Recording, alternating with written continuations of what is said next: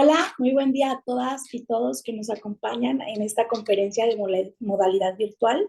Primero que nada, quisiera agradecer a la División de Estudios de Posgrado por ofrecerme esta oportunidad de aportar algo al proyecto PRONACE, que justamente es respaldado por CONACYT. Y bueno, en este sentido voy a empezar la conferencia hablando de violencia escolar, comunitaria y simbólica. Voy a permitirme proyectar aquí la presentación para que podamos desarrollarla amenamente y que podamos tener gráficas y pues la información, ¿no? Ok, y bueno, ahora sí, con el tema de violencia escolar, comunitaria y simbólica. En la mayoría de las ocasiones se pensaría que las escuelas son lugares seguros donde se tienen que sentir las personas cómodos, aceptados y sobre todo de las cosas felices. Pero en algunas ocasiones son espacios en donde se tiene que sobrevivir. Y en ese sentido, pues aquí voy a poner algunas de las cosas que algún momento hemos vivido y vivimos o participamos en ellas. Las típicas connotaciones despectivas, discriminatorias que se ejercían por este desarrollo que se ejerce en las aulas, ¿no? Entre la convivencia, que al final de cuentas no es otra cosa más que la violencia. Esas connotaciones como india, negra, gorda, la negra, retardada, desviada, flaca, nerd o pitufo, y viceversa en el cuestión de los hombres y las mujeres. Pero aquí quisiera precisar que si bien la violencia afecta tanto a mujeres como hombres, con las mujeres y las niñas se ensaña la violencia. Y bueno, aquí yo creo que lo primero que se tiene que hacer es una ruta de identificación, identificar la violencia en las aulas y en las instituciones, en donde se cometen, es decir, dentro de la escuela y a los alrededores. Aquí, por ejemplo, tenemos lo que es la violencia psicológica, física y social digital. Eh, esta que no hay como o con lesiones o con armas, pero también está la violencia sexual y física que sí se hace con lesiones y armas y que esta se da mayormente entre estudiantes, entre mismos pares. Ahora, de las identificaciones que tenemos en esta ruta, es obviamente las connotaciones de violencia psicológica y verbal que se ejerce contra las personas, ¿no?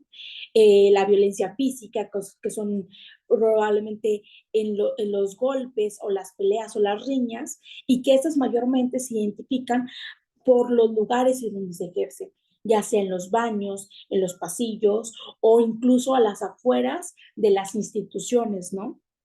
Y obviamente el aislamiento, que también es parte de la sociedad, ¿no? Del entorno social que se ejerce dentro de las mismas instituciones y que esto no es más que otra cosa que se replica en el espacio digital. Entonces es muy preciso reconocer la violencia que se ejerce tanto de forma presencial como en la modalidad digital y que esto también es violencia que se ejerce a través de las nuevas tecnologías como los memes o que se dan en grupos cibernéticos o grupos de Telegram, de WhatsApp y que pues al final de cuentas se sigue connotando esta violencia. Por otro lado, también tenemos lo que es la violencia psicológica, física y sexual, pero en el personal institucional hacia los estudiantes. La violencia puede llegar a agravarse en este sentido cuando son de la parte que se tendría que proteger o que tendría que dar esta parte de enseñanza y donde al final de cuentas estamos en una jerarquía de poderes porque si bien hablo de personal institucional, porque no nada más me refiero a la academia de la docencia, sino también a los directivos, a los administrativos, incluso al personal de limpieza, que en algunas ocasiones se llega a ejercer esta violencia contra los estudiantes. Y como tercer grupo tenemos la violencia psicológica, física y sexual, pero que se da por una familia o por otra persona. Es decir, que se ejerce y que se identifica que existe esta violencia, pero que no precisamente es dentro de la institución o dentro de las aulas, ¿no? Sino que se está detectando que en esta ruta de identificación que se está ejerciendo esta violencia por mayormente, como lo dicen las cifras, por algún familiar, padre, hermano, tío, sobrino o otra persona cercana a la familia. Y bueno, algo súper importante que se tiene que plantear es para los estudiantes, ¿no? Normalmente uno pensaría que es ya la cuestión de qué se tienen que hacer los estudiantes para poder, o cuál es el accionar de los estudiantes, porque claro, hay una responsabilidad intrínseca por parte de los docentes y la academia y el personal institucional, pero también en esta parte de los estudiantes, el qué hacer, ¿no? Y que también podría saberse ellos, pero también nosotros podríamos enseñarles que eso es como se debe de hacer, ¿no? Y pongo tres casos como una lista de checklist en donde se podría abordar este tema de cómo el qué hacer cuando se sufre una violencia de cualquier tipo, ¿no? La primera es liberar y aceptar. Liberar y aceptar que la situación, ¿no? Eh, cuando ya aceptas algún tipo de violencia, es aceptar que estás ejerciendo, recibiendo o bien conteniendo este tipo de violencias.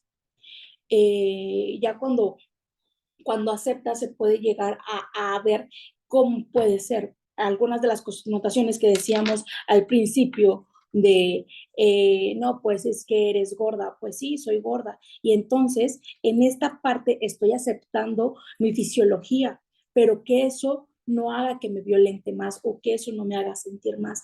Aceptar mi cuerpo tal como es y no permitir que eso sea una forma de que me moleste o me violente a mi persona para que los demás no puedan replicar esto, ¿no?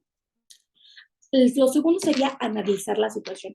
Analizar la situación en el sentido de que en mayor de las ocasiones identificarla, pero también qué es lo que está pasando, qué es lo que está ocurriendo y por qué está pasando. Algunas de las personas pensaríamos que la violencia solamente afecta a las víctimas. Sin embargo, no es así. Uno de cada 4 personas que son víctimas de violencia en el futuro son adultos violentos. Entonces, este es un problema que se tiene que detectar en las aulas para no trasladarlo a la sociedad. Entonces, analizar la situación, quién me está ejerciendo violencia, cómo me está ejerciendo violencia. Puede ser que haya un porqué o no puede ser que haya un porqué. Y el tercero sería pedir ayuda. En la mayoría de las ocasiones nos cuesta mucho a los seres humanos pedir ayuda porque incluso en la psicología te habla y te aborda que es como un tipo de egocentrismo que se siente y que se tiene al que las personas podemos con todo, ¿no? Y que es nuestra responsabilidad aceptarlo. Sin embargo, las redes de apoyo son fundamentales porque es necesario tener ayuda de cualquier persona y más en una situación de violencia. Entonces, esas serían como para los estudiantes, es primero liberar y aceptar la situación, analizar la situación y pedir ayuda. Pedir ayuda siempre es importante porque al final de cuentas es el cómo se pide ayuda y el qué quieres de ayuda. Te ayudo, pero cómo, porque al final de cuentas, si sería, pongo otro ejemplo, en un espacio digital, pues a lo mejor pedir ayuda con que se baje ese contenido, ¿no? Y esa es la parte de la reparación del daño que quieren las víctimas. No necesariamente tiene que ser sanciones punitivas o de índole penal jurídico, sino también en esta contención emocional. Y para eso pasaría a la siguiente diapositiva, que lo primero que se tiene que hacer, tanto la persona que sufre violencia como la persona que tiene el conocimiento que se está ejerciendo una violencia, es eliminar la culpa de la víctima. Nunca las víctimas van a ser culpables de lo que les pasa. Y yo creo que uno de los problemas en que no se puede ejercer esta libre denuncia es porque se tiene siempre el mito de que las mujeres siempre tuvieron la culpa de que las violentaron, la culpa de o que ellos hicieron alguna acción para recibir ese castigo, que al final de cuentas es la violencia que se ejerce contra ellas. En el personal docente, que se ejerce la violencia en las mismas instituciones, pero que es entre profesores académicos, que llega a pasar que las mujeres, a ver, no, Juanita, es que hoy venía Juanita demasiado descubierta, es que los hombres por naturaleza son sexuales. Ah, entonces le estamos dando la carga de la culpa a Juanita por traer una blusa con un corte pronunciado y no le estamos dando la carga de la culpa al agresor y al violentador. Entonces, desde el discurso del cómo se hacen las cosas, es súper importante eliminar la culpa en las víctimas, acuerparlas y acompañarlas y decirles que lo que está pasando no es su culpa, ¿no? Y en esta connotación, en las consignas feministas, de creerles siempre, siempre a las víctimas. Y bueno, aquí tenemos algunas acciones afirmativas que desde la academia y la educación se puede brindar, que es como la prevención y algunas recomendaciones. La prevención en el sentido que se tiene que tener una red de aliados estratégicos. ¿Qué red de aliados estratégicos? Bueno, pues las instituciones que se encargan de esto, de la prevención, de la capacitación, pero sobre todo las cosas, de nada sirve esta conferencia que les estamos impartiendo desde el proyecto PRONACE si no sensibilizamos al personal. Es decir, que sí se necesita la capacitación, pero fundamentalmente a la par tiene que ir la sensibilización en los servidoras y servidores públicos, en esta parte del sistema educativo. Y esto podemos ocupar las herramientas que nos brinda los institutos estatales de las mujeres o municipales, las comisiones de derechos humanos, esta parte de las instituciones de la juventud, que al final de cuentas también nos habla de tipos de violencia que se ejerce en el sistema educativo, como la sexual, el acoso, el abuso. Y bueno, reconocer que tenemos una red de aliados estratégicos que nos pueden servir para poder brindar esta prevención en estudiantes, pero también en la parte del sistema educativo, ¿no? Generar mesas de diálogo que nos ayuden a identificar esos problemas. A algunas de las ocasiones pareciera que no funciona, pero sí, y lo vemos también en la parte cultural de la cinematografía, ¿no? Que Regina George, ¿quién es de Regina George, no? Y es una persona que violentaba a otras personas y que al final de cuentas era una convivencia que se generaba entre pares y que había violencia. Y hasta cuando se hizo una mesa de diálogo es cuando se empezó a perdonar y a decir las vivencias de cada una de las personas. Otro ejemplo es también que tenemos en Colombia, una compañera empieza a hablar y a abordar el tema de mi primer acoso. Y empezamos a hablar de todos los acosos que se ha tenido las personas, y hasta se hizo un hilo en Twitter. Y entonces vemos que este diálogo cibernético también nos ayuda porque lo que me pasó a mí también le pasaron a 5 personas más, ¿no? Y entonces ya estamos identificando y estamos generando estas mesas de diálogo para la reflexión, pero también para la prevención. Obviamente también tener una normativa y un protocolo o protocolos que nos sirvan. Un protocolo para la violencia psicológica, como decíamos, un protocolo para la violencia, perdón, un protocolo para la violencia psicológica, física, social o digital entre estudiantes y también la violencia sexual y física con lesiones y armas. Pero también para otro protocolo puede ser para el personal contra los estudiantes, porque aquí ya pues volvemos a insistir, pues hay un abuso de poder, ¿no? Entonces, y otro protocolo también, porque al final de cuentas el personal docente no es como el responsable de todo lo que se ejerza o de eliminar y erradicar la violencia, pero sí incide en estas conductas que no se vuelvan a replicar o bien contenerlas, ¿no? y pues brindar esta forma de generar un diálogo, pero también de confianza, de un círculo de confianza. Entonces, tener protocolos precisos de paso uno, paso dos, paso tres, y hay sanciones o no hay sanciones, o hay reparación del daño, o cuál es la reparación del daño que se ejerce cuando se practican estas violencias, ¿no? Y las recomendaciones es, lo primero, como lo decía al principio, identificar las modalidades de la violencia en las que se está dando, las áreas de incidencia o donde se están replicando, ¿no? Pues que normalmente siempre las áreas de incidencia es justamente a la vuelta de la esquina de la tienda del señor Pedro, cerca de la escuela. Ah, porque ahí es un punto de encuentro en donde se ejerce esta violencia, ¿no? De estudiantes entre estudiantes, pero también de este estudiante agresivo contra la víctima, ¿no? Entonces, áreas de incidencia y replantearlos y retomarlos y renombrarlos en espacios seguros, porque justamente las escuelas deberían de ser espacios donde las personas se sientan cómodas y aceptadas. Y distinguir la procedencia de la violencia, ¿no? Mayormente una persona violenta, un estudiante violento, es porque en su casa o en alguna parte recibe violencia y entonces solamente hace replicarla.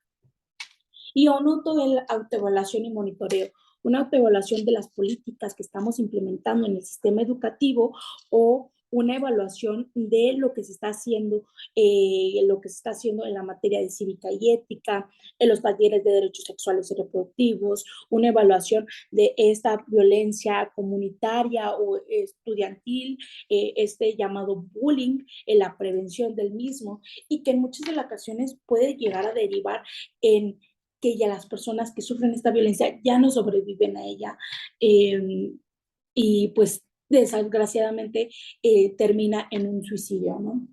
Entonces, esas son algunas de las prevención y recomendaciones que se hace desde esta parte para la academia, para el sistema educativo. Y bueno, pasando justo que va interligado, porque justamente las violencias siempre se puede llegar a identificar una misma violencia en varias personas o varias violencias en una sola persona. Es decir, a una misma persona le puede llegar a ejercer al mismo tiempo la violencia psicológica, la física y la sexual, ¿no?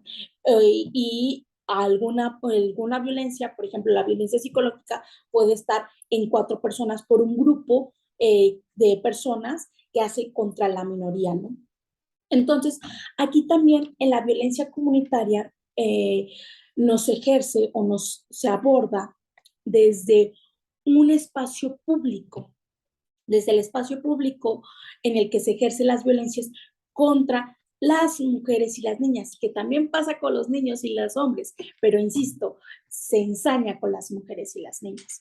Y algunos de los ejemplos, pues tenemos, por ejemplo, las notas que se hacen en el tema de linchamientos sociales. Y dijimos, bueno, pues esto es violencia comunitaria, porque se hace en un espacio público por un grupo de personas hacia unas personas. En este ejemplo, en Acatlán, Puebla, se ejerce un linchamiento porque había en grupos de WhatsApp y a través de publicaciones de Facebook que había 2 personas que estaban secuestrando a niños. Entonces, esta presión, las personas, los ciudadanos, se organizaron y pues lamentablemente terminó en una violencia comunitaria hacia estas 2 personas. Después, posteriormente, la Fiscalía del Estado se dijo que pues era mentira, ¿no? Que no eran personas que habían sufrido y que no habían ejercido ningún secuestro ni no habían robado a ningunos niños. Y entonces pues aquí tenemos que pues ya no existe una reparación del daño, sino solamente por el hecho de una difusión de información de fake news. Y bueno, nosotros pensaríamos, no, pues, pero esto es actual por el tema de las nuevas tecnologías, ¿no? Porque pues son noticias falsas y la gente se deja llevar y no corrobora la fuente verídica, ¿no? Pues esto es una situación que ya ha pasado desde hace mucho tiempo y lo podemos ver aquí con el otro ejemplo que les pongo en la pantalla, que es el hecho del Salem del siglo XVII, donde se decía que las mujeres eran brujas, ¿no? Y las quemaban en las hogueras, pero era una violencia comunitaria que se ejercía contra las mujeres. Y de esos ejemplos hay muchísimos. También tenemos el espacio público como en el sistema del transporte público, donde normalmente, y qué triste que se normalice, pero cuando no hay espacios exclusivos de mujeres, como los vagones de Ciudad de México, pues los hombres se hacen toqueteos sin consentimiento o incluso felaciones y masturbaciones dentro del espacio del transporte público. Y eso pasa, lo vemos aquí en Durango, por el acoso que hay en transporte público, ¿no? Y bueno, y también pasa lo mismo que es un espacio público en la virtualidad. Recordamos, como lo dice la consigna de la violencia digital Ley Olimpia, lo virtual es real. Entonces, esta violencia que se ejerce también en espacios digitales, como a través de memes que parecen chistosos o que dan risa, pero recordemos que no a todas las personas les da risa y recordemos que si un chiste no da risa, no es chiste, sino es una burla y una violencia que ejerce una persona sobre otra. Eh, Normalmente había páginas anteriormente de instituciones, memes CCH Siberia, memes Normal Aguilera.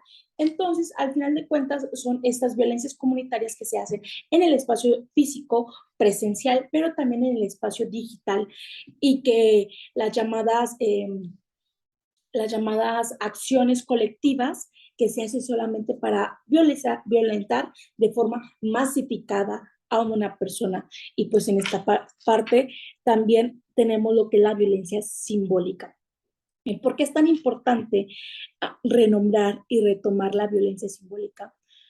Porque es una violencia cultural, ¿no?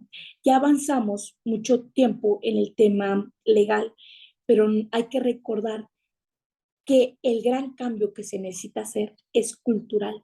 Entonces retomamos que la violencia institucional en el sistema educativo y recordamos que la violencia comunitaria se ejerce por y por que siempre se ha ejercido una violencia simbólica. Esta que parece ser invisible porque no se nota a simple vista, pero que existe y que hace que las mujeres sigan estando más oprimidas cada vez. Y pues en esta reivindicación de derechos lo que se busca es la liberación de las mujeres y la autonomía. Y bueno, en la violencia simbólica, antes de pasar a la siguiente diapositiva, aunque ya la puse, me gustaría saber si les planteo la palabra ser humano, vamos a ver esta parte, ¿no? Ser humano. ¿Y por qué? Porque nos imaginamos como esta imagen.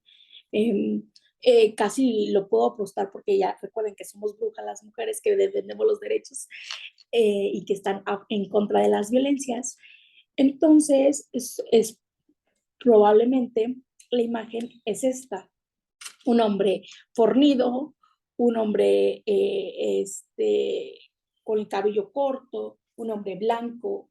Y entonces no, entendemos que todo se hizo con una concepción desde el androcentrismo, es decir, desde el que el hombre es el centro y la medida del todo en las relaciones internacionales, en las políticas públicas, en las leyes, en los espacios públicos, porque todo se hizo a imagen del hombre, porque hay que recordar que siempre habían tenido a las mujeres como lo otro, diría Simone de Beauvoir, el segundo sexo, lo otro, lo segundo, lo que está después, porque lo primero y el todo siempre ha sido el hombre. Y bueno, aquí es importante replantear cómo esto que pensaríamos que no, pero es que ya está los derechos de las mujeres y hay leyes para las mujeres. Sí, pero si volvemos y retomamos los derechos humanos, pues hay que recordar que después de la Revolución Francesa se abarcó del tema de los derechos del hombre y el ciudadano, porque las mujeres no existían. Y quien se atrevió a cuestionar lo que fue Olympia de Bush, bueno, pues ella fue guillotinada pues asesinada un año después, ¿no? Después de esta revolución, por atreverse a usar su voz y a decir que las mujeres también tenían derechos y que también eran ciudadanas, ¿no? Y bueno, aquí dijimos, no, pero eso pasó en la Revolución Francesa, Jennifer, eso no pasa ahora. No, sí pasa con la violencia simbólica y con esta parte del discurso. ¿Y cómo pasa? Bueno, aquí tengo una serie de imágenes que perpetúan esta violencia y que son resultado de las mismas, ¿no? El primero de ellas es empoderando a la mujer en el sector laboral. Y eso fue aquí en Durango. Aquí en Durango fue esta imagen que se hizo súper viral a nivel nacional porque era un panel donde era puro hombre y que decía en la violencia simbólica del discurso que ellos nos empoderaban a nosotros en el aspecto laboral, ¿no? Entonces, esa es en el discurso la violencia simbólica. Por otro lado, tenemos aquí un medio de comunicación donde están felices y celebran el hecho de que por primera vez han ganado un torneo de tenis un hombre en un récord, ¿no? Ah, pero ¿qué creen? Ese mismo récord ya lo había ganado una mujer. Pero como es una mujer, pues no se le daba la misma importancia, ¿no? O la misma interés, la misma relevancia.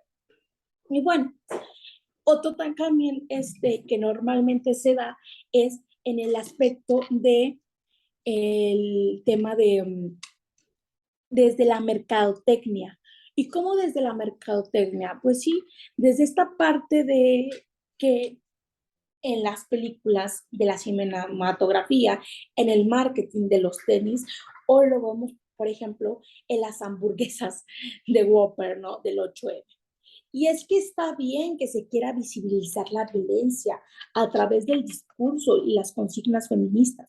Sin embargo, lo que no está bien y lo que no se debe hacer es el discurso que violenta a través del marketing o que se quiera visibilizar revictimizando. Para muchas personas pensaría que esta campaña de los tenis, que parecía que era como para apoyar a las mujeres, porque sin aliado, libres, fuertes, yo sí te creo, son consignas que duelen, son consignas de víctimas de violencia y que las traduzcan o que las pongan en una publicidad para solamente ganar ellos y que se les reconozca como que, hey, nosotros estamos haciendo algo, pues no ayuda, no se puede. Creo que hasta es violento con las mismas personas que pasan estas situaciones. O el hecho de que esta película del X-Men está ahorcando a una mujer, vemos que es el típico hombre fuerte y que esta situación que pasa en una cartelera, en un espectacular, es la realidad de muchas mujeres. Por otro lado, acá tenemos los discursos que se dan en los medios de comunicación, que bueno, al final de cuentas se ejerce esta violencia simbólica porque no hay una perspectiva de derechos humanos y una perspectiva de género, y pues que se diga, ¿no? Menos una perspectiva feminista, en donde el sujeto mató por celos a estudiantes a unos días separado de su mujer. Otro, tío político mata a nicaragüense por celos en Miami. O por motivos pasionales tras el crimen de Miss Honduras y su hermana. Entonces, ¿qué pasa cuando decimos que el tema es por celos, por crímenes pasionales? Ah, pues que le estamos quitando la carga al agresor y le estamos compartiendo a la víctima.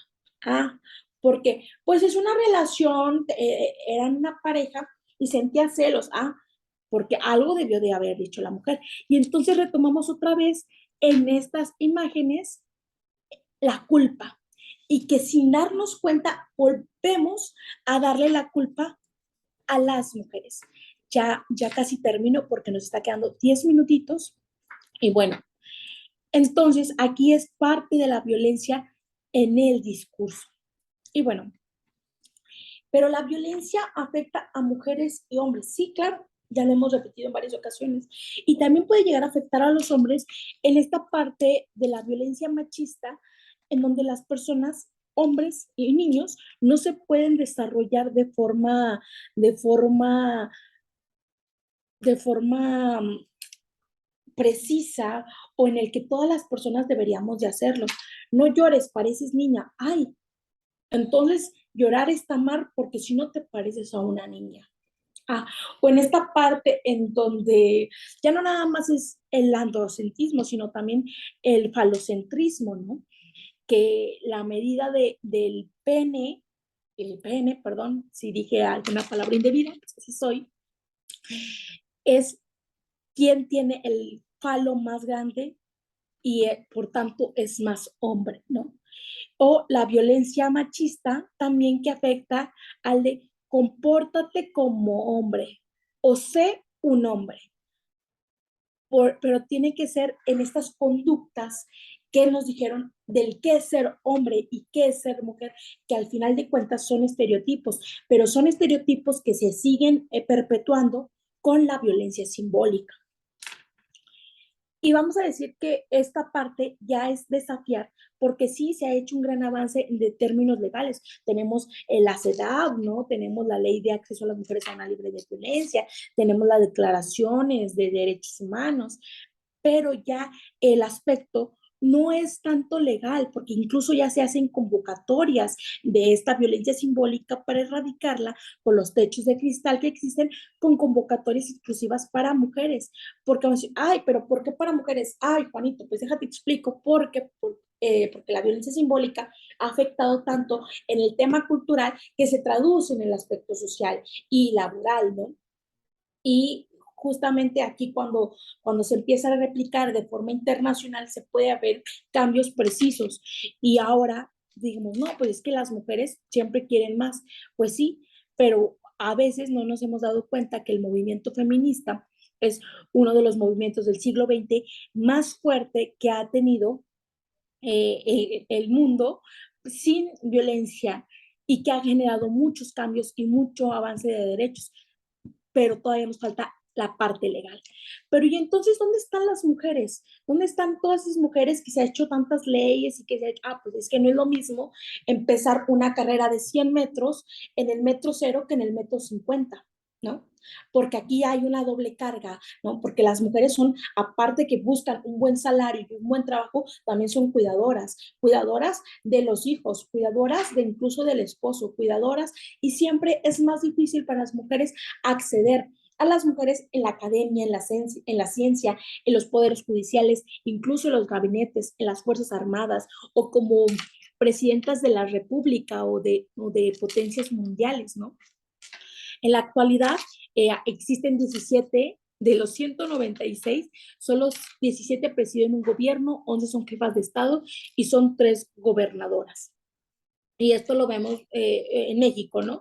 Y las que presiden un gobierno, pues obviamente nos incluye a la reina Isabel, que ya en paz descanse y que ahora es su hijo Carlos, y a la Margarita II en Dinamarca, ¿no?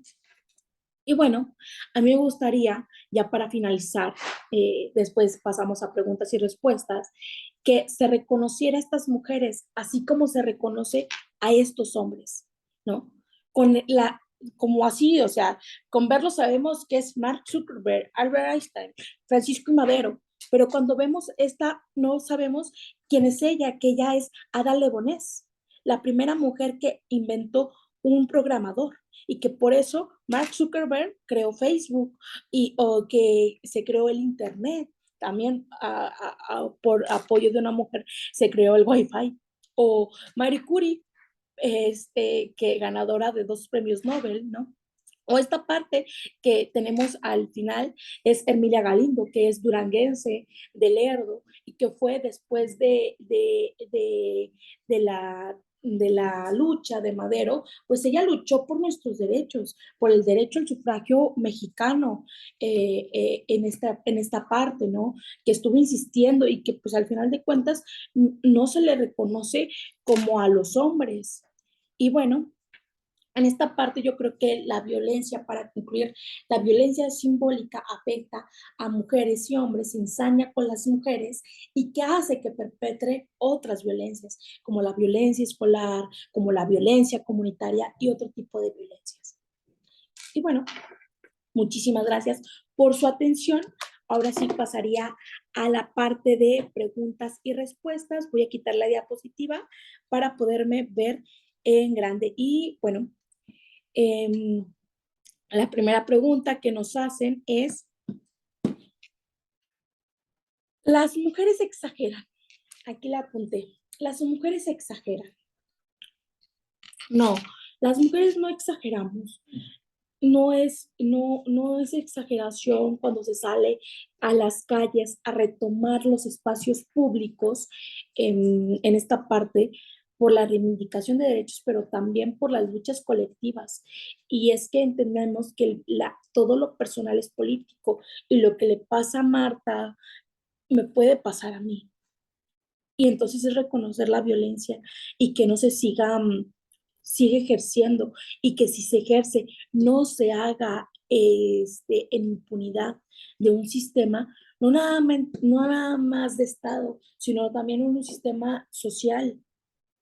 Cuando se hacía el tema de los tendederos, dice, ay, es que difaman a muchos estudiantes y difaman a muchos maestros que son eruditos en la materia. Pues sí, pero son también agresores y son violentos. Y el 97% de las denuncias que se hacen en tendederos son verdaderas y solo el 3% son falsas.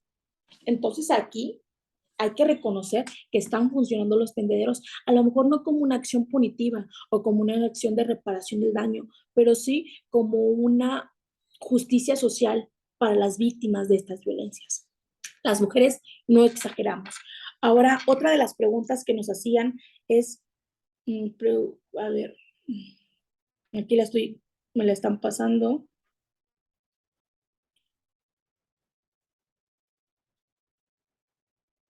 es, muchas de las veces hemos tenido que hacer algo para ayudar a las hermanas que han sufrido en violencia de todo tipo. ¿Qué recomiendas que hacer para que se active el feminismo y la justicia para las mujeres? Bueno, justamente perpetrar estos espacios de la academia, del estudiantado, pero también la movilización propia, ¿no? Generar tallercitas, espacios, no nada más para decir que todo el sistema está mal y que todo se violenta, sino también para reflexionar y comprender y aprender de nosotras. Rápidamente también, ¿cómo sería posible visibilizar a las mujeres de los hechos en las escuelas? Pues nombrándolas, reconociendo a las ancestras, haciendo un árbol genealógico de nuestra familia, reconociendo a las mujeres que también fueron partes de la historia, pero que se borraron. Y pues obviamente luchando en cada momento y utilizar tu voz. Si me preguntan algo importante que es lo que tienen las mujeres, es la voz. En mucho tiempo no se permitía usarlas. Ahora se usen, cuestionenlo todo, pregunten todo, incomoden, sea la persona castrante del salón.